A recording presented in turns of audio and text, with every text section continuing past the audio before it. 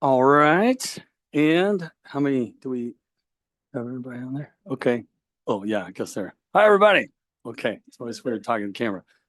All right. Shall we get this party started? Let's talk. Okay. So we're going to revisit the oral exam. And it turns out we'll use the word viva. Somebody, for researchers that work with oral exams a lot, the Latin is viva voca. And I'm sure I'm saying that wrong, but they say viva. So we'll use viva a lot. So very interesting. I learned a lot in doing this. I decided to go back to the oral exam about 2 semesters ago to implement it, and it was generative AI initiated. But I learned so much more about just the advantages of it. I mean, it blew my mind. Kind of, I'll just be really forthright. What I didn't know about my students that I did know after I did an oral exam. So let's jump in. So this is very much where it started, but not where it ended. So, we'll go where we're kind of all probably exhausted by this now. But this is where we were in March, February, January, like what's happening. And everybody was saying, it's passing the bar exam, it's passing the GRE and the SAT, and it's even doing contracts. In fact, we're doing projects now. We're trying to do some legal contracts with generative AI. It's got all this great power, and it can even just learned this too, pass the sommelier. Is that how you say it? Yeah. Wine sommelier exam. Apparently, that's like a really super tough exam. There's like more than 3 of them. This thing could pass the first 3 of them, but that was back in March 2023. So then, of course, we went here, and I remember being there thinking that's where a lot of this idea came from: is how am I going to assess my students? I can't let people pass through our programs and not be vetted and not be assessed and not leave with the tools that they need. So we're all very, very familiar with those top ones. So when I was putting together this presentation, I was like, well, I'll just get a whole bunch of those, and that'll be a great kind of on ramp and segue into this talk of why I was starting to look at oral exams. And then I started looking at these, and these are from December, November. Looks like the kind of the flavors changed, the temperature in the rooms changed. I wish the temperature in this room would change, but the temperature with respect to Chat GPT and cheating looks like people are a little more optimistic when they were very negative and not optimistic, very pessimistic earlier. So that being said, Monty and I are working on a project right now. So I thought that I would kind of still motivate it with this, even though I wouldn't even say that this is my number one motivation for doing oral exams anymore. But this is a chaos test. And actually, I knew Monty was going to be here, so I'll ask her. We used to give this in our department, right, to the undergrads. So this was like a benchmark test. This is the post test, but there's a pre-test. And anyhow, it's a 40 question statistics test. And so we're looking at how 3.5 and 4.0 might answer differently to address some equity issues. But the motivation for this is if I was given a chaos test and I had generative AI, what could I do with it? And the chaos test is it's got a lot of illustrations. As you imagine, statistics, there's histograms and scatter plots and box plots. And so that would be very tough. It turns out for 3.5. Turns out it's not so as tough. You can put images, of course, directly into 4. So it has these image questions. It has questions that didn't. I'll go ahead and give you the results from those 40 questions. 3.5 got an 80% on the multiple choice questions that didn't have images and just can't do anything with the images otherwise. So it got a whopping 16 out of 40, whereas the GPT-4 got 17 out of 20 for an 85% on the multiple choice questions that didn't have images, and MCI or multiple choice with images was 12 out of 20. I meant to just put the percent up there. That is 29 out of 40, which is about a 72%. So it passed. It passed the chaos test. And in other tests that we've kind of fed into here, there are difficulties of tests, and that's just aced it. So I kind of expected it to ace this one, but it did pass it. So that's a concern. So how do I really know that my students that are passing tests are really passing tests and are really being challenged? So we have some potential solutions there that we've all, thank you to Addie and company for bringing up and making it possible to share ideas on how we might better serve our students and assure protect their degrees and assure that they're learning the things that they need to be learning and that we know what they know and don't know. So of course we can do more in class. We can, these are all ideas that we've kind of looked at. We can do less multiple choice and more free response. Makes it a little harder to grade, but we're getting If we still want to do take-home exams, maybe that's a possibility. I teach all online. I teach in the Masters of Science and Data Science, so I am approaching this from a, even though I think it's totally. Well, the examples we'll see are in campus, on campus, and mine is online. So I teach on Zoom, but a lot of these ideas I can still implement online. So iterative assignments, right? I've heard English papers, like we'll just keep iterating papers down the road throughout the semester, and that's one way to even incorporate generative AI, but get around having them do it for us. But we're at oral exams. So let's talk about this potential solution. There's so many benefits, and again, where I started is not at all, well, I would say, like my number one reason to do oral exams anymore. So we'll share that. So through there, I was like, well, I wonder what the last talk we did back in January was all about kind of history and bringing it up. So I thought, what's the history of the oral exam? And I've gotten really used to having DALL-E make my images for me. I'm always interested in kind of what it's going to push out there. So we had classical Greek, and way back then they had the oral exam, but it was in Latin, it was the viva voce. So in Latin, or viva for short. So we'll call it the viva. So or we'll call it oral exam. I go back and forth. So it was used to hone logical arguments. It wasn't to test. It wasn't like a dissertation PhD. A PhD dissertation. It wasn't for a pass or a fail. It wasn't for a piece of paper. It was to hone your argumental skills. It was to hone the ability to do logic and the Socratic method, so people could communicate. So that's very much, it was used to persuade, and it was very much two ways too. So it was kind of they used to call it a dispute. I'll have that on here. Yeah. Public disputation is what they'd call it. It wasn't really an exam. You were just kind of probing each other's arguments verbally. So that's kind of where it started from. Again, not used in order to test, include or exclude or get a sheet of paper, but primarily just as kind of, so we said a couple months ago, this was where the wealthy would engage in these, philosophers and the sophists would get in there and engage in this. So then we went to the Greco-Roman period, where again, it was kind of used for rhetoric and logical arguments and to polish your conversational skills. Still not used to evaluate, to earn, to really vet or assess, but you were sort of assessing, but there was no goal. You were just polishing your skills. Expanded application beyond philosophers to politicians, people that really need to be able to convey ideas and be persuasive and be logical. Law, of course, medicine, and even more, it became beyond the wealthy to the public in general. So then we got to the end of the Greco-Roman era, and what I learned here is that there's various reasons. A lot of it was kind of the Catholicism and Christianity. That was the example that I was reading from anyway. I'll show you the book that I got a lot of this from. Was it became less interactive and more introspective. So during this period, there was less oral exams, there was less viva, and more written. It was more kind of introspective. And you could think of, did I put it in there? Public disputation began way. Private reflection, you can think of the confessional. That's a lot of where the people were not kind of expressing their ideas. They were trying to do it in private so that only they knew about it. But public viva retreated. It was still out there. It was in monasteries where they were memorizing texts, religious texts.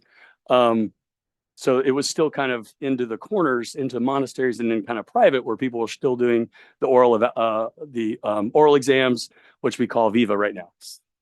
So then we went to the Middle Ages, and in the Middle Ages, this was where the Renaissance kind of came back in. Middle Ages was a big middle, so I think it went from like 1100s to the middle 1400s, even maybe a little bit before that. But it had a rebirth. So people were really getting out there, especially in the later part of the Middle Ages.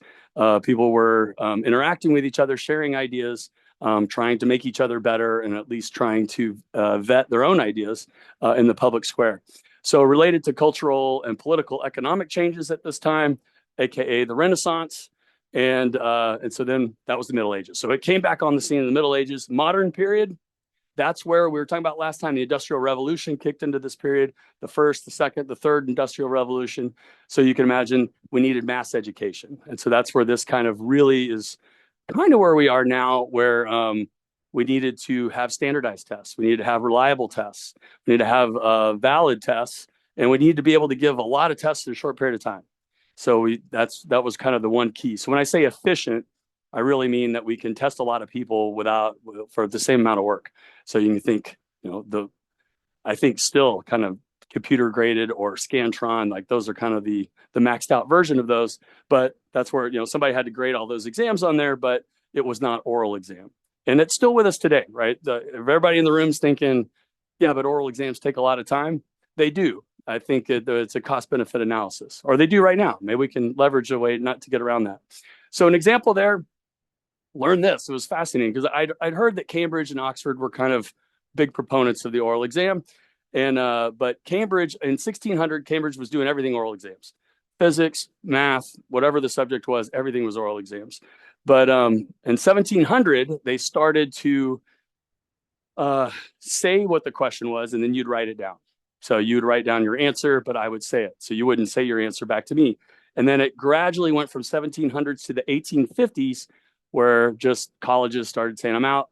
We're going to write this down.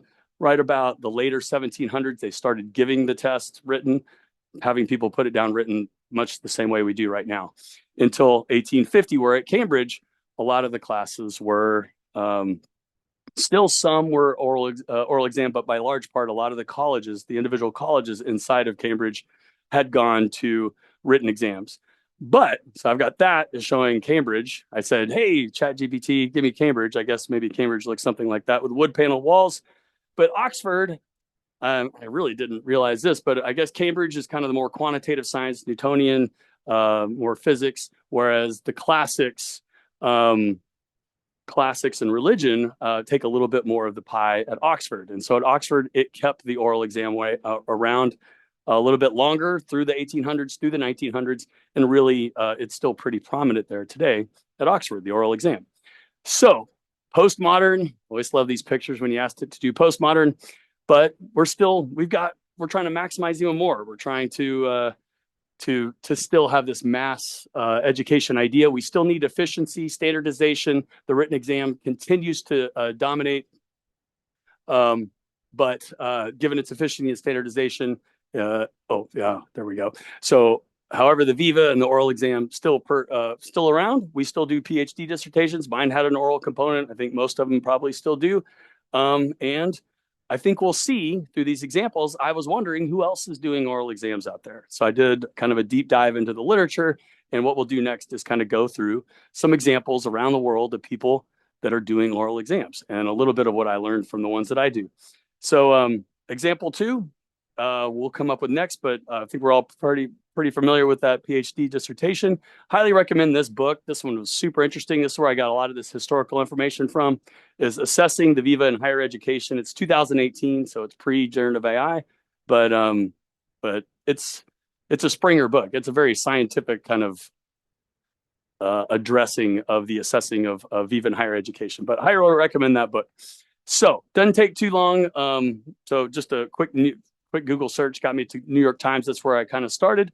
So let's see. So we had a person who here said when Chidera, a sophomore at Hamilton College in Clinton, New York, who had never taken an oral exam before, was asked if she would have known if her introductory sociology course required oral exams. She replied, this is where we'd start, I'm not sure I would have taken the class. That was her kind of first recollection of this. But as she went on, she remembered that putting a lot of work in, spending more time on the course than she otherwise would have, which is one big takeaway. You kind of set the table for people to really be motivated to dive deeper and try to make connections until she ended up at Harvard Law School. And she can definitely say that the course, that's the course that she remembers the most. And that may have been a function of oral exams. So it's a little kind of lukewarm, I may have. But the point here being is that I think that was really memorable because she had to invest so much of her time and effort into it. And also public speaking. There's another big benefit of oral exams that we'll talk about. Public speaking is something that she can't really do without, again, being a lawyer. The oral exams were probably, in the long run, more helpful to me than the written exams, simply because it has this multimodal delivery to it. So you've got to think on your feet. We're always trying to test critical thinking. And thinking on your feet and critical thinking kind of go hand in hand when you got to put those ideas together especially when somebody's firing back, going to second and third level questions based on your response to have that conversation. So let's look at some examples. So this is Ryan Sweeney. He is at Michigan State. And so he really did a nice scientific study over multiple years, delivering a very impressive, and we'll see here. I read the paper, so I know how he did it, but I still kind of not sure how he did it, like how he actually did it. So we studied gains in student learning over 8 semesters, in which introductory biology course curriculum was changed to include optional, they don't call them oral exams, they call them verbal final exams, VFs. Same thing though, it's a VIVA, it's an oral exam, that's just what they called them. Students could opt to demonstrate their mastery of a course material via structured oral exams with the professor. This is one of the big takeaways that I kind of see, is that there's a lot of room for creativity and for you to know your class, to know the students in your class, to know the subject matter. This one was optional, and I hadn't thought about it this way before. But he said, hey, you are welcome to take this oral exam or not. If you don't want to, you can take the written exam. If you, but this exam, and I'll have this, I'm getting putting the cart ahead of the horse here. But if you take this verbal final exam, if you take this oral exam, it's pass fail, which means it's 0 or 100. So it's very low stakes. If you want to get in there, and this particular implementation was 1 hour, one-on-one, 1 hour student professor. So I'll tell you some ways around that, but obviously you can get really deep into what a student knows and really probably teach a little bit in that time and make some connections. But he just said, hey, I'll be there if you want to try it out. If you pass, you get 100%, and that's it. Put 100 in the final column. If you fail it, just take the written exam, and it doesn't get recorded at all. So it's very low stakes, encouraging people to get out there. Not everybody went in there, but I'll kind of put some stuff I didn't put in the slides here, because he was very forward on when you could tell that the student wasn't prepared, because he didn't want to sit there for an hour just kind of going through that piece, because time, he's going to be there for multiple hours. There were about, I've got the number here, there were over 300 people in this study over this time. I think there were over 400 people over these 8 semesters. So that's 400 hours that somebody was in this room. So anyway, if you're doing this, and this is the same thing I ran into, is when you can kind of tell that the student just hasn't prepared. Like sometimes they're like, this student just didn't prepare for this exam. What I found, Jacob was we had 2 professors in the room, but what we would do were teachers. So we would sit there and we would teach in the oral exam. You don't know that? Well, let's get the whiteboard out and the mark. And and so it's super hard to just say, nope, you don't know. You don't have that. The teacher in you wants to teach, but there's just not enough time for that. So my recommendation would be is bring them in as soon as they don't know an answer. Just say, okay, we got it. Let's go on to the next question. Okay, you got that one? Okay, let's go to the next question, record those and give the results later. But it's really hard not to sit there and teach. So anyhow, let's get to the results. So the delivery. The VF is the verbal final process is structured to incentivize students to participate, high reward, decrease anxiety. We'll see there is some anxiety here. A lot of it's good anxiety, right? That's kind of what gives us the stress to study a lot. 1H is 1 hour exam, is graded pass, not pass. That's why I was just mentioning students who pass the VF earn 100%. Students may retake it a number of times. This is optional too. I think he got to where he was just offering it one time. But of course, that's an optional one. If they do not pass, they take the written final. In addition, I've got the link. I can give you the deck, of course. So follow that link right there, and you go see video. That's what it looked like. It was him and the student for an hour, and it was very much the way I kind of ran mine too. Is you have an initial question, then you have follow-up questions, but the follow-up questions are based on their responses and what they put on the board. So it's very free-flowing. It's very unique. It's kind of like a computer adaptive test in a way, where every student would get a different test because every student's going to approach it differently. But cool. So that was the basic setup. Oh, so what would you talk about for an hour, right? It actually goes by pretty quick. But he had these three phases, and this was a biology exam. So, first he talked about photosynthesis, and then the process of digestion and absorption in these plants, and then the central dogma of biosynthesis of insulin. So he had these three phases that he broke his oral exam into. So at least every student was going through these three phases, even though they were going through those three phases likely very differently. So cool. So the results. So this is kind of interesting. Being statisticians, you're always thinking about, I know you don't like the statistical significance, but also practical significance.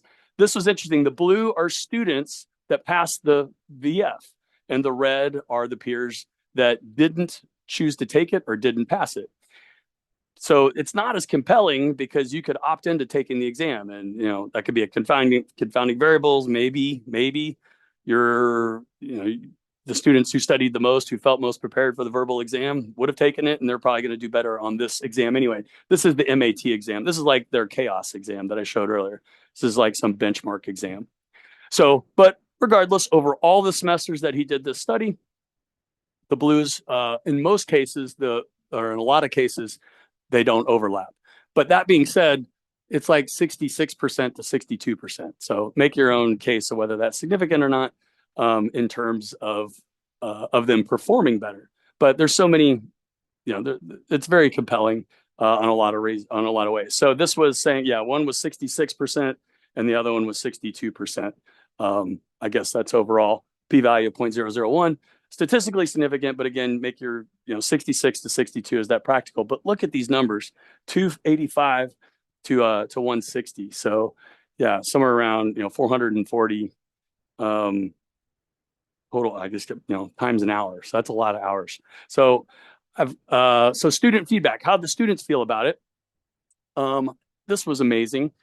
Out of 440, you'd think at least one would say that this was no help at all, that they didn't like it. At least one person would say this is the worst thing ever. Nobody said that. They said, do you think the VF option helps students learning?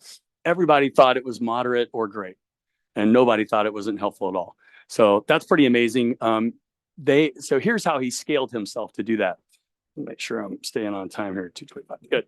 So they had LAs. So LAs are RTAs. They just call them LAs. They're learning assistants. So they brought and said, hey, I can't sit here for 440 hours. So they brought their learning assistants in to conduct these exams. And I guess they could do that because, I'd be pretty upset if my final grade came maybe from a learning assistant and I got a 0 on it, but I can just take the exam, and it was recorded. So if somebody wanted to contest that, then we could send the recording to the professor. I think that's a great way to do it. And the LAs learned so much. That's another great thing about if you can get creative with how you can deliver this thing, everybody learns. So I learned a ton from the students. This is the LA who had the exam. He was one of the previous semesters. So I think really early on, the professor did it. This when I was back here. I think really early on, he did them himself. And then he had a cadre of people who had already taken it and then applied those as learning assistants throughout. So scaling it that way. The next one here, I believe the verbal final exam experience is greatly increased by my learning as an LA who administered the exams. Every year I become a better verbal exam proctor simply because my students are teaching me biology. And, they're just learning. And so I've got LA here, remembers learning assistant. Last one, I believe administering the VF broadened my understanding of the material. Questioning evaluation presents another facet to learning process. Just having this conversation, trying to see how the other student thinks also helps you make those connections and trying to say, I don't know how they're making that. Oh, I know what they must be thinking. That's connecting them even more. We all been there. We all know it. But how do we leverage that? It's tough to do with a written exam. But here it's very dynamic and it's fun and it's a lot of energy. So that was the first one. That was from Michigan State. This next one was a physiology exam conducted by this person, Ann Crecelius. So let's check out. Hers was much smaller. So hers was it was a 300 undergraduate physiology course. N equals 55. So she had 55 students here. And I'll show you the rubric. So it's always helpful to have a rubric with these things. So you could borrow her rubric. I might end up taking hers and adapting it for what I want to do. So the students sign up for 20-minute slot. Turns out this one is almost exactly like the one that I implemented. I give them 20-minute slots. It really lasts about 15. So I've got kind of a 5-minute fudge factor in there before the next person comes in. They start stacking up in your Zoom room. The student will have the choice of explaining one of the concepts from the list of potential topics.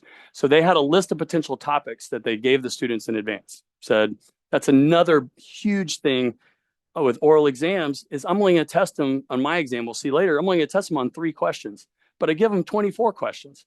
So they're out there studying these 24 questions, trying to figure out what the follow-up questions are going to be. So I get all of this extra studying, but I'm only going to ask them two or 3 questions. So that's the same thing, but I hadn't thought of this. I hadn't thought of saying, why don't you pick one of them? I'll pick one and you pick one. So now they can come in, feeling confident, reducing their anxiety, but really learning something at an expert level in order to deliver it. I thought that was genius. And it's, some of the genius things are the things you're like, why didn't I think of that? So, that was awesome. So the instructor will ask the student about another topic of the instructor's choice from the provided list. So the student brings in one, the professor brings in one, and away they go. The student is expected to be able to discuss the material in a prepared professional manner without the assistance of any notes. That is a challenge when I deliver it on Zoom. I think I just implied that the first time I did this oral exam, and I kind of just saw people were reading off their screen. And I was like, are you reading off your screen? And he was like, yeah, I'm reading off my screen. I was like, oh, maybe I didn't explicitly say not to read off your screen. So you got to be really explicit in what your expectations are. But anyway, this person was. So the instructor may provide visual aids. You can get as creative with this as you want. I have a whiteboard. I've drawn scatter plots and confidence intervals and ask people to interpret things just on the fly for those 2nd and 3rd level questions. Students should anticipate follow-up questions. This almost is exactly what I do. Because I say, hey, this is the starting point. So get to know these 24 questions really well, but know that based on your response, myself and the other instructor in the room will have some follow-up questions, and that's where the discussion starts. So lively discussion is the goal. It's good that they know that kind of going in. I'm not trying to grill anyone. And some of the research I did here, in fact, that first one I showed you from that New York Times article, she was like, yeah, my usual amiable professor that really had my back and was so supportive was so cold in the oral exam. So they will get that, but it's like, and that's kind of what I was advocating when I'm saying don't start teaching, because you'll run out of time when they just go, okay, what do people always say, so it isn't causation, isn't correlation and causation. Let's say that they're saying it is causation. I want to so badly correct them and reverse it and talk about it, but nope, you just go, okay, causation, boom, and move on to the next question. That would be what I recommend, even though most of me is punching myself from the inside. So, but everybody will do it differently. So time, right? Oral exams. This was taking a ton of time. There were 6 days for these 55 students, and that sounds about right.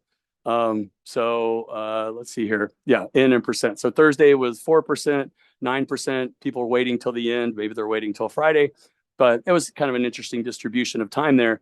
But it does take a lot of time, unless maybe you can scale some students in the past. I think that's a great idea. Now that I think about it, I was trying to figure out I think there is a way to potentially even use generative AI, maybe virtual reality. But if you could get your TAs involved and have everybody learning, that's amazing. Here's the rubric. It looks like it's a lot, but it's not. It's just that you can't see it there because my Zoom. But that's the instructor's choice. It's the same one. That's the student's choice. So excellent, above average, average, needs improvement, insufficient. It's got it all laid out right there. And then the overall points. That makes it super. I'm actually probably going to take this and tweak it a little bit, because I'll show you what I did later, and it's very unstructured. If you could just put one mark down and you could grade super fast, and you can actually do these things in 20 minutes. Otherwise, you're trying to type and it just isn't possible. So highly recommend the rubric, and something that's already written, you can just mark it down and move on. So, okay, results. Just putting some results up here so we can see some, but this was the student choice. That's the instructor choice. Always interesting to see kind of your intuition. I would expect them to do better on their question than they would on my random question. And that's what that's saying at the 0.0001 p-value. there's some overlap here, but the median is a little bit lower, and that was significant. The overall presentation scored from 0 to 10, so that one's not really comparable. This one here. So great. So let's keep rocking. So student feedback. What did they think? There was stress, right? These students were stressed out. I think there's good stress, and you don't want people just to kind of be numb to it coming in. It gets your endorphins going. So, but that was the breakdown of the stress, where 5 was very stressed and 1 not being stressed at all. So everybody had some level of stress coming into this. But here was her outcomes of perception, even with that stress after the exam. So number 1 here, if you can't read that, I can communicate about physiology better after having gone through the oral exam. Nobody disagreed. A couple of people disagreed. Nobody strongly disagreed. Some people, 4% disagreed, but the most everybody, in fact, over 50% agreed that they could communicate a lot better after having done that. I'm actually surprised that's as low as it is. Even as high as it is, I would expect it to be higher. The oral exam helped my learning in this course, right? We've got up to 93% there, at least agreeing. The oral exam is worth the instructor's time. I guess I assume these are students. I think everything's probably worth the instructor's time from the student's point of view. But I wish other classes, this was my favorite one, I wish other classes used a similar method of assessment. And as much as they really liked it up here, they're not super stoked about seeing it again in another class, even though it helped them communicate quite a bit. So, but again, if we made it more of the culture, or this was a very small sample, I think we could really make this a big thing if it became more part of the culture. So this was another one. I got 2 more to show mine, but this one is just to show what's going on in the world. So I'm not going to break it down by the delivery and the results. This they offer in Norway to their high school students. They take 4 oral exams throughout their high school career. They have a primary, lower secondary, and upper secondary. So in primary, they don't take any oral exams in primary. They take 1 at the end of lower secondary, which I'm thinking is like freshman, sophomore. And then they take 3 more and when they're in upper secondary. So let's just break it down. I think it's 1 when you're a freshman, sophomore, and there's 3 more when you're a junior, senior. And they do that for every kid. And so I looked up, how many kids is that? It's like, I don't know, I love Norway, but I looked up, it looks like they got at any time around 800,000 students, and about half of those are in secondary school. So 400,000 students. And they're giving 4 tests to those 400,000 students. So they're really kind of ramping up there on a ton of tests. Somewhere around almost 1 million tests that they're trying to give with these oral exams. So so they call it their verbal exam, their verbal final, or their oral exam is the DOCE. Actually, I forgot what that stood for. I think it's something in Norwegian, but what was let's just kind of go through it. All students complete at the end of lower secondary school. So 1 at the end, there it is, 1 at the end of lower secondary, and 2 to 3 DOCEs at the end of upper secondary school, depending on the program. Oh, I've got it in there.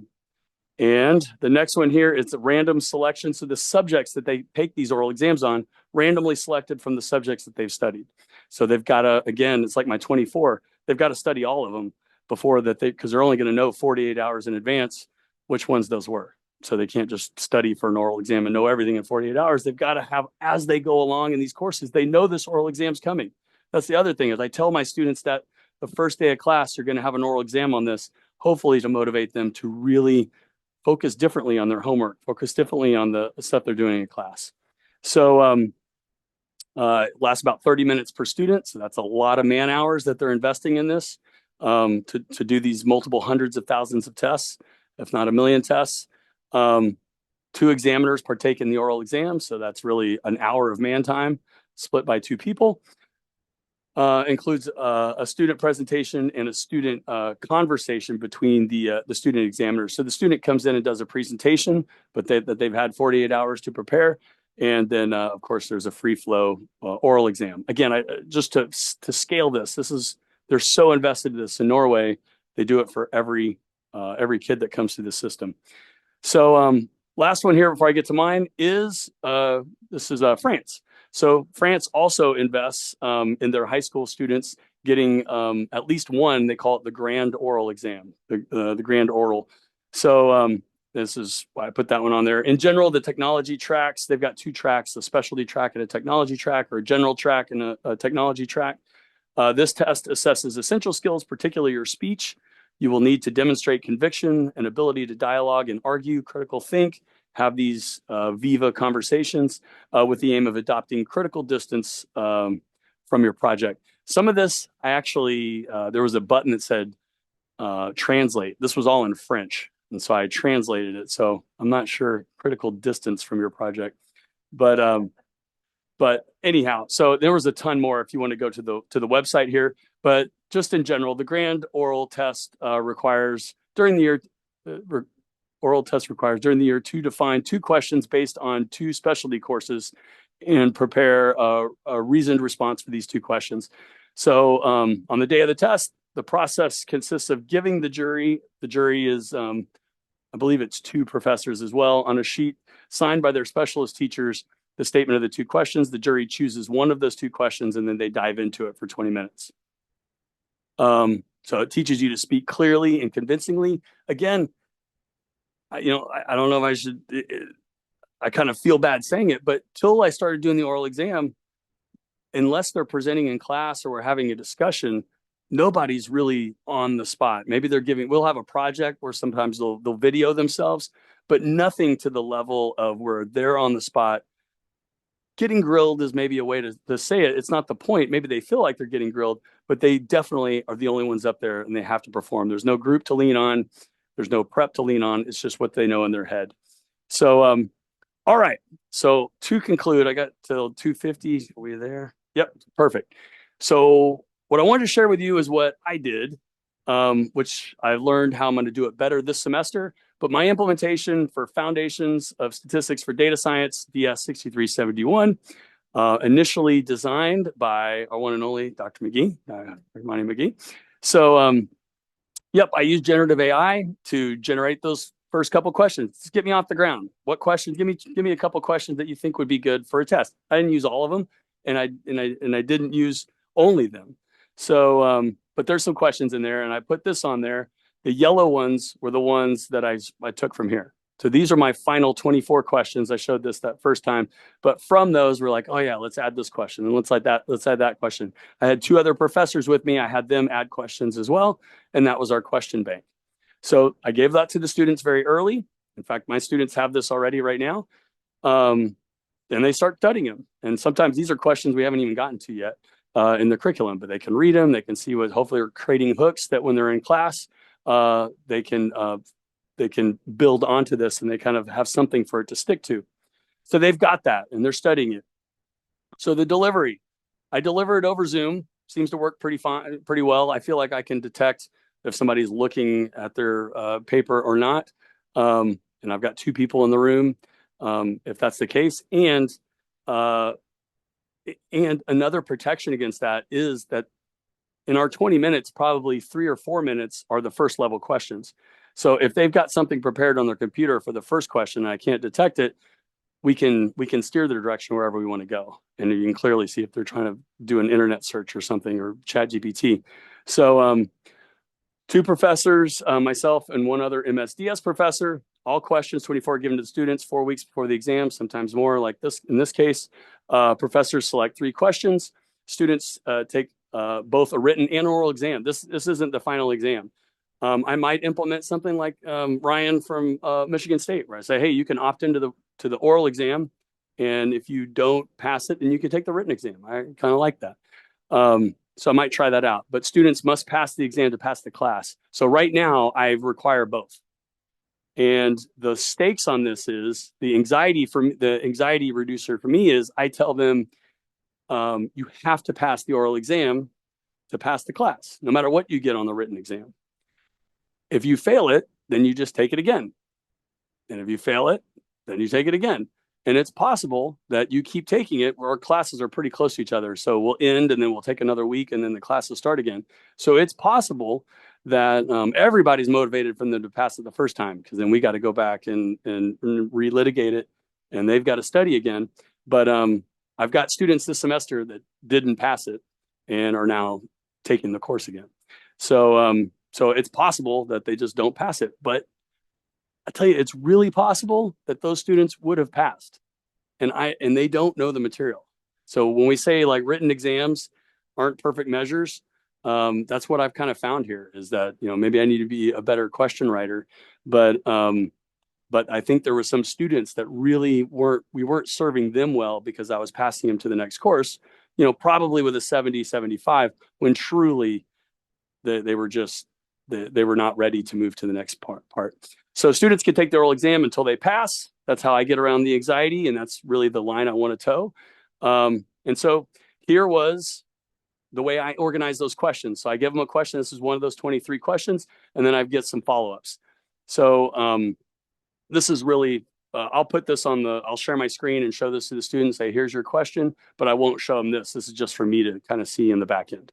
So based on what their response is, if I'm like, oh, I don't know what, this is just for me to remember what my follow-up question might be. Usually I don't even use one of those two. I just spin off of whatever the student said and kind of dig deeper. Maybe they made a miscalculation on a word or something, and I want to say, hey, you know, you said curvilinear. So what did you mean by that?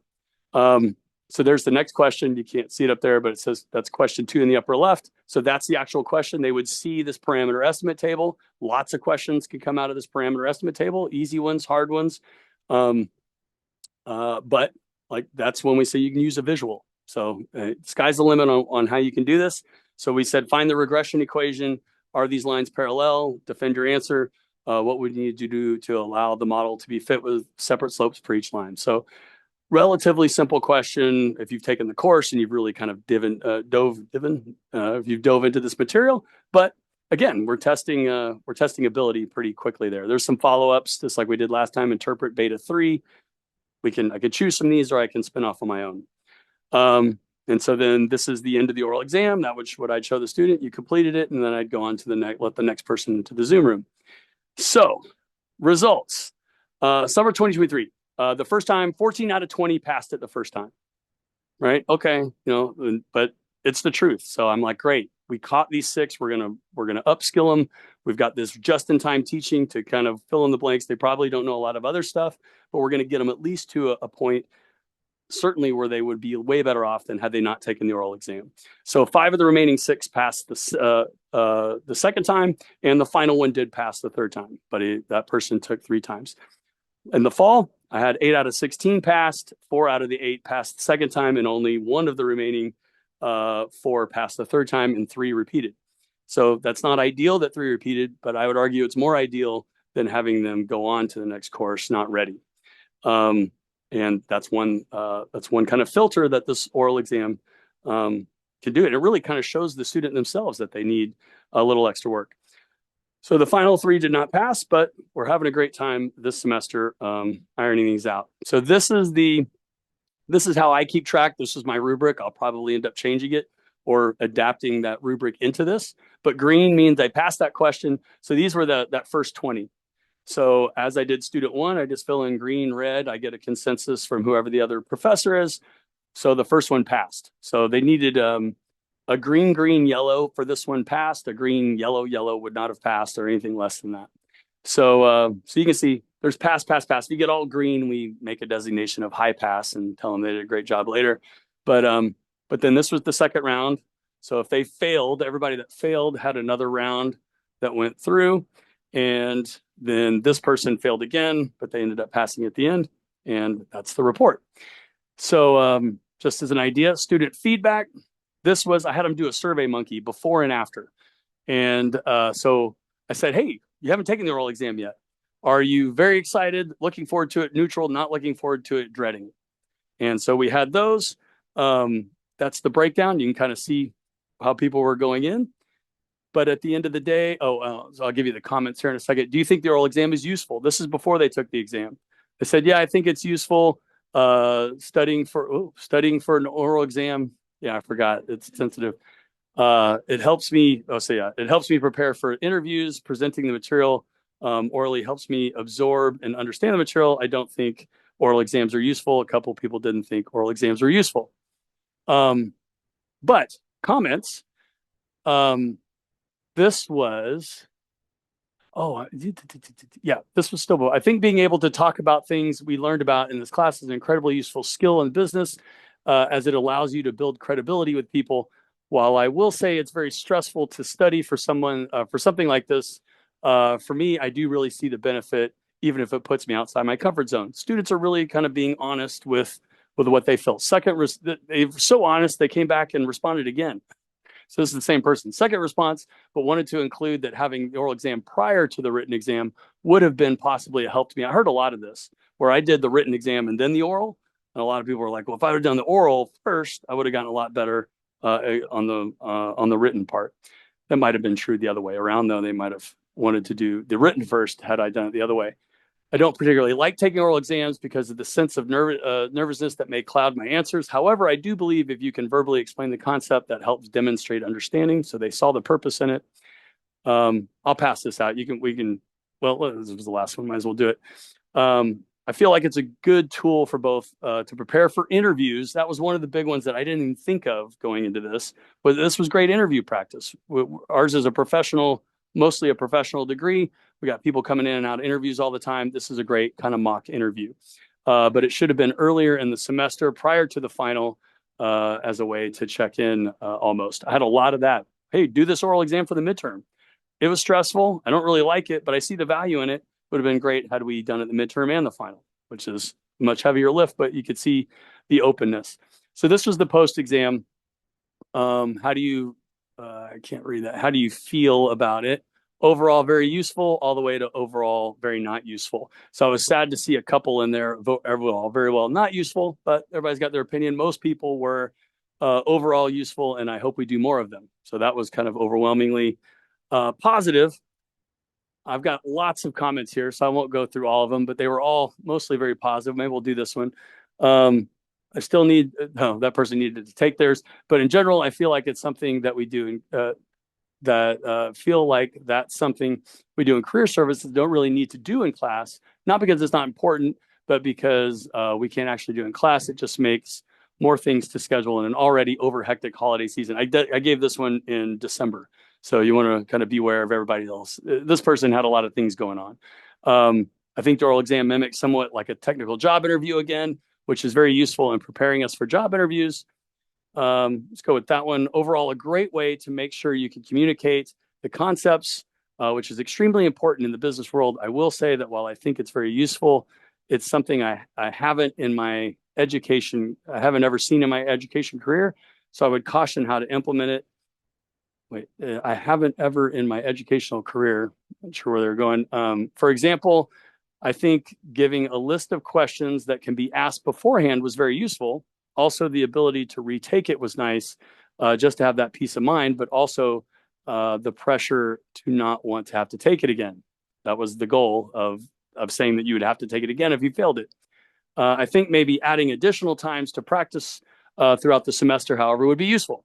So that would be useful. It's very time intensive, but they're seeing the use in this. They're not resistant to it. So we'll do the last one here. I personally was very nervous, but I really liked the idea of an oral exam. It helped me to really see what areas, concepts I needed to focus on and study in order to get the big picture and how the concepts come together. The feedback was great. We gave him feedback at the end of that as well. So there's another one in there, but very useful. Okay, so that was the last one. I'll leave that one up there. That's pretty long, but it is positive as well. Reasons to consider the oral exam. To wrap it up, it's a great assessment tool. It was way better than I could have thought. I did it initially to protect against generative AI, admittedly, and I came away going, I can't believe I usually don't know this much about my students. Over the 20 years I've taught, they get an A on the exam. I say, good job, and away they go. And people that got A's on the exam struggled with some of these questions. And we found those questions and ironed them out before we sent them on to Stat 2. It was great. They can be adaptive. Professors can pick and prompt, right? So Jacob Turner was on one of these with me, and he's always like, let me pick at you a little bit. All right, now, don't be upset here, but I'm gonna pick at that. So he'd hear something and you can you can dive into that. What do you mean by that? Or can you explain that a different way? Can't do that on a written test, obviously. Flexible implementations, you can change the length, you can change the stakes, right? You can say you can take it again, or you can say if you fail it, you can take the written exam. You probably have a great idea of something else to do. So that would be amazing to kind of see other variations. Motivate students to study more deeply and intently. We saw that in the feedback. I just can feel that as we're in there. We saw that from other tests. Students get the questions early and they're out there trying to make those connections earlier, and they're motivated to do so.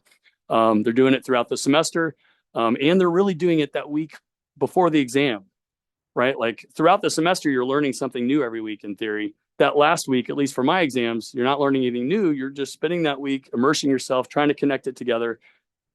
This really helps in that way too. You've got that kind of carrot, hopefully not a stick, but you got that carrot really motivating you because you know you're going to have to recall that information. Great for communication skills. We're always talking about how we need our students to communicate, especially in data science, but I say especially everywhere. Coming out of getting a college degree, I think everybody could really use good storytelling skills and communication and presentation skills. This really highlights when you don't have those, or that really highlights when you need to work on something. So, and gives you some motivation there. So great practice for interviews. We did cover that, and great tool to find areas to improve. Oh yeah. And this one, I changed the curriculum. I changed the way I did things when I saw that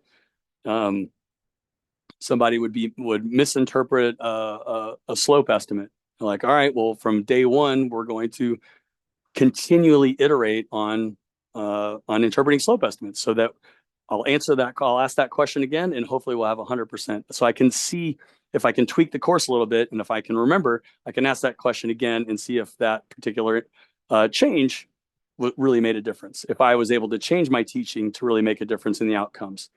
So don't look at the spelling there because, again, ChatGPT made this. I'm always saying, can you spell this word differently? But it messes with a different one. But I just love these little things. So can't wait for your thoughts. Looks like I'm 4 minutes over there, but does anybody have any thoughts? Students wanted to practice for it. I wonder if pairing them with a buddy that you have the questions, right? So like if you have a specific practicing buddy, that you can go in, meet with that person throughout the semester, and then that person can ask you the questions and you can provide feedback on how you're doing this. It would be helpful. Yeah. You know? Yeah. Would you do that? Like split, like here's your buddy? Yeah, like at the beginning of the semester, like, you're gonna have an oral exam. In the past, I've gotten feedback from students that they wanted to do more of this throughout the year, not just at the end of the semester. So here's your practice buddy. You have the questions from the get-go. When you go there, do a mock examination. You pick whichever 3 questions you want to ask the other person, and you do it for 20 minutes. And then you guys can provide feedback. So if you do have that rubric and how you're going to evaluate them, you can give to the students. And they can perfect. And provide feedback. They can hone in the skills of the oral presentation and be a concise, speaker to each other. And they'll be learning on the process, because you said that even the learning assistants learn by hearing. They might have learned more, right? So it's a two-way street, because then they will be learning because somebody's going to be explaining that concept in a different way. So I feel it's a win-win. And they're playing the role of the evaluator, right? And so then now they know the rubric that they're eventually going to be scored on. Maybe they will learn how to explain something in a different way just by working with that. I think so, yeah. Well, then it's practice that you don't have to attend to. Like they're Absolutely right. It's like The scaling part.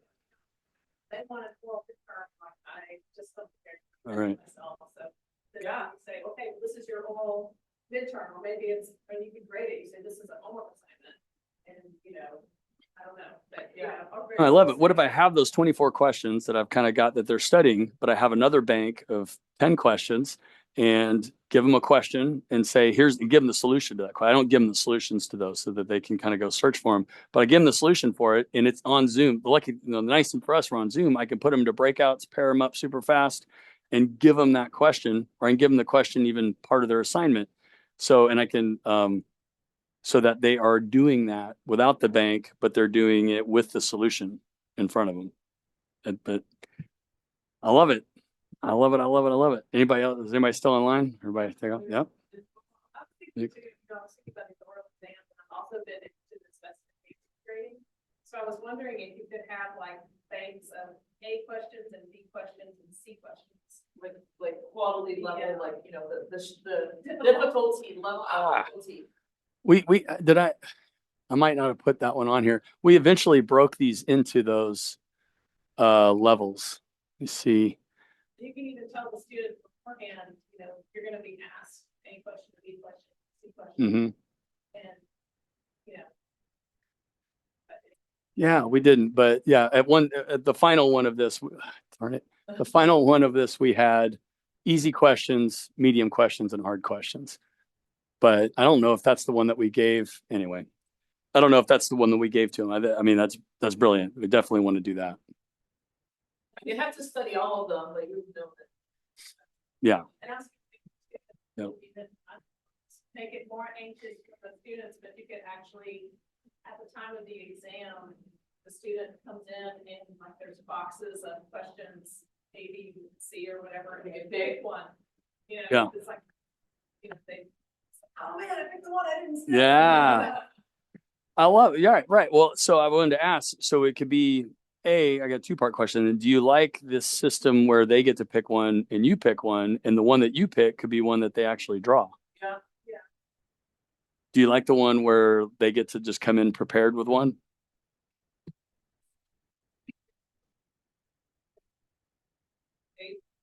Mm-hmm.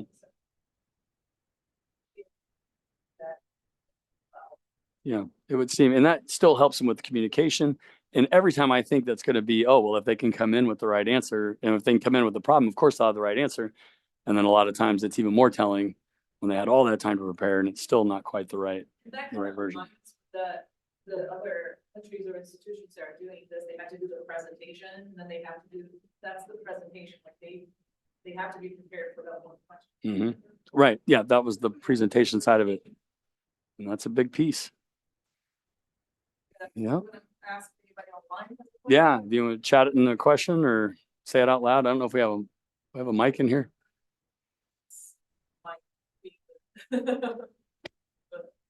Oh, I mean, like we can't hear them? Hello, does anyone online have a question? Thanks for hanging out in there. Kind of come over here.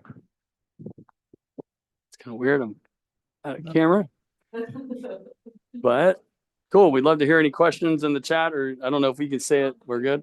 We can shut it down. Cool. Well, it's 3:00. Yeah. Thanks everybody online. Thanks, Mine. Thanks, Addie. Cool.